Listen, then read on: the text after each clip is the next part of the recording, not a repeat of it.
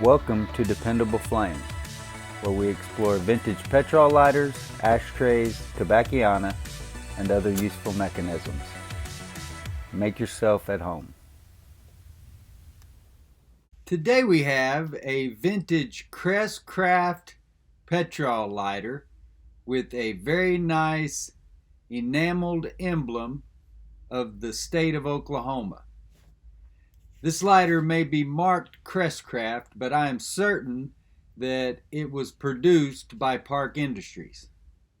I bought this at a nearby antique mall, and this is one of the reasons that I enjoy going to the local flea markets, vintage markets, all those kind of places, antique malls, antique vendor malls, whatever you want to call them, is because you find things that are relevant to your local market.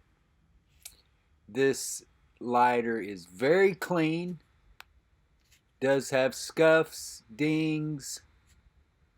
I did have to rebuild the insert as it was empty, but the emblem on it is very nice, and while it may be overfilled with fuel at the moment, and we will suffer from vapor lock throughout this video, I am confident though that once that fuel settles down, this will be a well-functioning lighter that I am going to put into my collection along with all those other Park Industries lighters. Some of them, most of them marked Park Industries, a couple of them not. It's pretty common to see Park Industry lighters marked just Made in USA on the bottom. I've also seen a couple marked Vernon lighter. I'm trying to remember if there were any other brands that I have seen marked on Park Industries lighter. Brown and Bigelow. I've seen Brown and Bigelow marked on the bottom of a Park Industries. So it's not uncommon to see other names, but one of the most special lighters in my collection is the slim or thin. It, I believe, was the same pattern as the Barlow Slim Dandy. It's a Crest Craft plain chrome model that belonged to my dad. It was made in Japan, where this one says Made in USA, and I'm certain it was either in Murfreesboro, Tennessee, or perhaps Springfield, Illinois.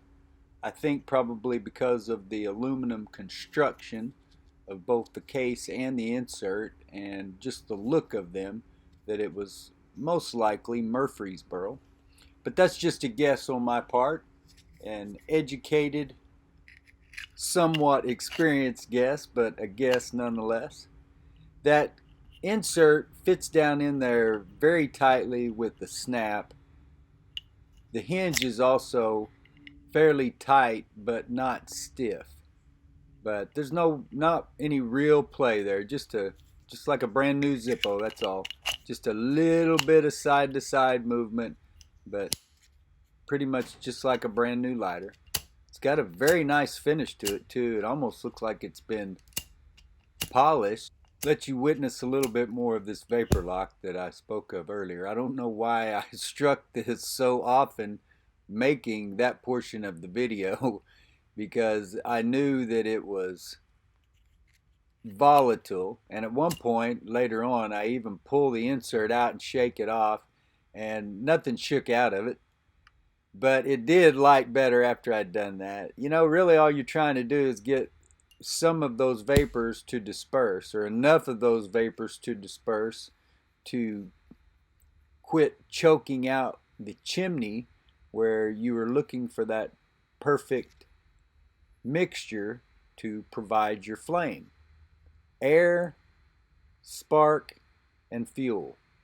You need all three of those things. There you can see the Crest Craft Made in USA on the bottom again. It's marked very cleanly, very nice. I always like to give a condition report. You can see the grains of that brushed chrome or It's not really brushed chrome, it's a brushed anodized finish, I believe, but it's similar to the Zippo brushed chrome finish, at least in the look.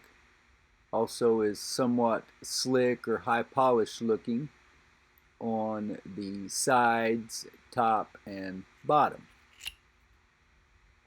The emblem looks very natural on this case. There's nothing about it to me that looks out of place or screams pasty, but I did do a search of Google and WorthPoint and couldn't come up with any identical or even similar lighters. So I don't know. If you want to tell me it's a pasty, then that's fine. I'm still going to put it in my collection. But I don't, like I said, it doesn't scream pasty to me.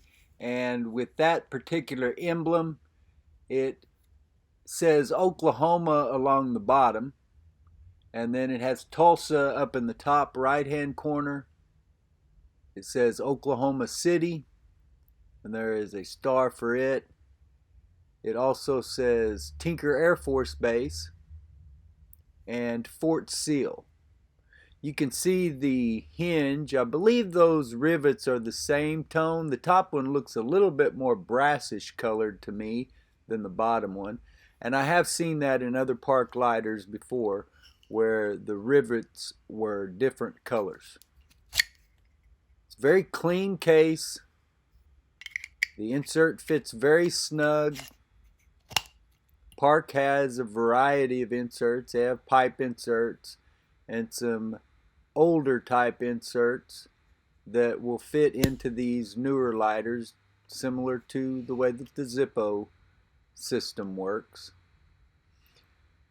There is a spot on there for Tinker Air Force Base and Fort Sill. None of those places are really, the names aren't really located, or the star or asterisk or whatever that is denoting where those cities or bases are located are really anywhere all that close to where they are actually on the map. But it's just an emblem. There's not a bunch of glue sticking out from it, or really any that I can tell. Maybe somebody can see the video better than I can and tell me if you see clues that that emblem was applied after this lighter was purchased. As I said, either way, it's going to go into my collection. Happy to put it there with those other parks, along with the ATF Moonshine Kills lighter that we have just had recently. If I don't watch it, my park collection is going to surpass my Cygnus collection. I have a couple of Cygnuses. Well, I've got one on the way and another one that I am keeping an eye on, or maybe it was one or two on the way and another one or two that I'm keeping an eye on right at the moment. Park are definitely rivaling Cygnus for space in the display that I put together a few weeks ago, and I probably need to update that and give you another look at it, see how that is coming along. Until next time.